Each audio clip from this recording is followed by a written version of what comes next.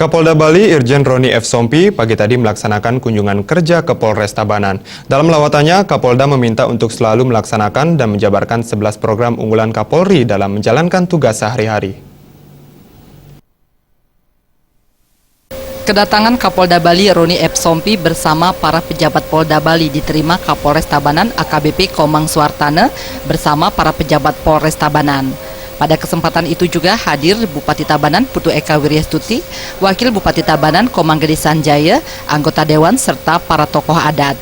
Dalam arahannya pada gelar pasukan, Kapolda Bali meminta jajaran untuk selalu melakukan tugas sesuai dengan 11 program prioritas Kapolres serta selalu menjaga hubungan yang baik dengan pemerintah daerah dan masyarakat. Khusus terhadap penyidik dalam menyelesaikan suatu kasus yang memiliki nilai kerugian di bawah 2,5 juta rupiah agar lebih diupayakan perdamaian sesuai dengan perundang-undangan yang berlaku.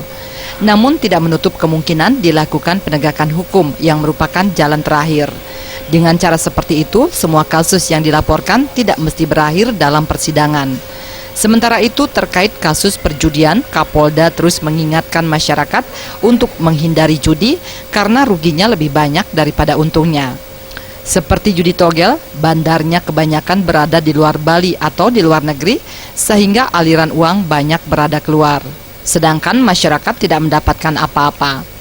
Dalam kesempatan itu juga ditampilkan simulasi penanggulangan unjuk rasa oleh anggota Polres Tabanan serta atraksi senam borgol. Bahwa banyak penyelenggara judi togel, di mana bandar-bandarnya bisa tidak berada di Bali, bisa di tempat lain, bisa juga di luar negeri. Nah sekarang tinggal kita mau enggak uang kita itu dibawa ke luar negeri karena kalah judi, ya. Oleh karena itu pencegahannya adalah bagaimana kita melakukan sosialisasi agar masyarakat sadar bahwa judi itu lebih banyak kalahnya, ya. Kalau ada yang untung itu paling cuma berapa persen dan nanti bergantian, karena itu kan untung-untungan, ya. Tapi kalau bekerja pasti dapat uang, iya kan.